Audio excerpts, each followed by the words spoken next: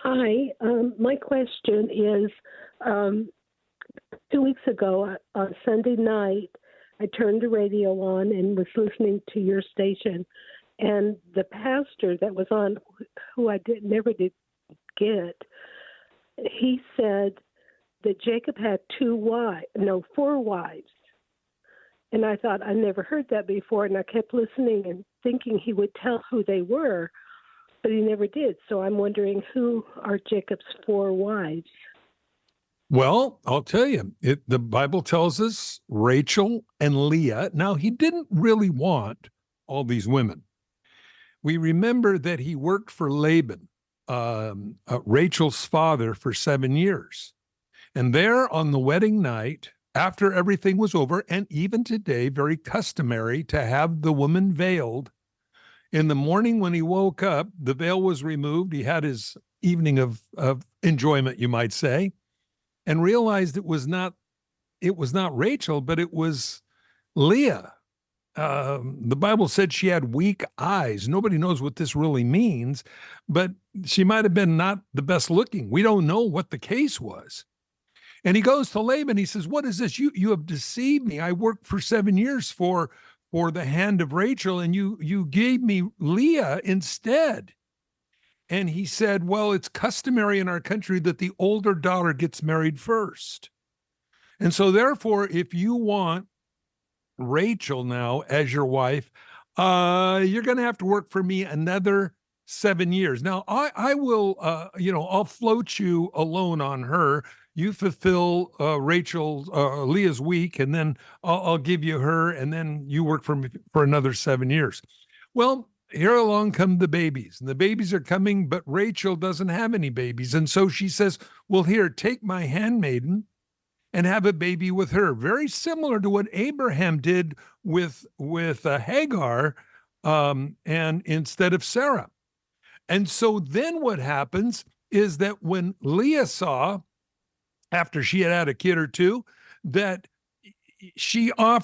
Rachel offered him her handmaiden, Leah says, "Well, take my handmaiden as well and have some children with her as well." And this is where we got the 12 tribes of Israel, interestingly enough. So 2 wives for sure, and then 2 handmaidens, or some people call them concubines. They have different names, but nevertheless, he was in a lifelong relationship, it appears, with all of them. Your thoughts, Jeff? Yeah, that's pretty much it in a nutshell. He had 4 women in his life, 2 wives, and then the 2 concubines. And that's just what happened back then. But, Bilhah and Zilpah were the concubines. And this was before Moses. So this was not considered polygamy. When Moses brought the law, then all these things changed and either became right or became wrong officially. But before that, in the days of the patriarchs, this was common practice. So he had 4 women in his life. And that's how it happened. And as Mike said, the 12 heads of the 12 tribes came from Jacob. And some of them came from competition between these women. And so it was, I've often thought about this, that it was pretty miserable for the women.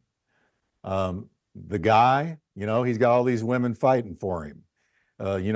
Taking into account the male ego, it was probably something that the man enjoyed. But the women were in this bitter competition. Who's going to have most of the kids? Who's going to have most of the favor in his eyes? Who's he going to like best? And it was just a really miserable situation for the women. But that's the way it was. And again, when Moses came along and God gave him the law, all of that changed and things became more fair and more equitable. Mike? Of course, then after Moses came, the situation with polygamy got worse. In fact, even after Moses, you look and see which of the patriarchs did not have more than one wife, whether it was King David, Solomon, et cetera, et cetera. You see this going clear into most likely the time of Jesus, where Even Paul, when he says the qualifications of a pastor is the husband of one wife, not speaking of divorce and remarriage, because you could marry as many women as you wanted to. You just didn't divorce them. They would be destitute. You had to still take care of them. You build them a little house out and back, and then you married somebody else. That's biblical. I mean, I know a lot of people don't like to look at what the Bible really says, but that's what the Bible says. But he says the husband of one wife, which means not a polygamist, carried over from the Old Testament law, because if you were involved in the things of God, you were to be the husband of just one wife. And so, and I hope that helps.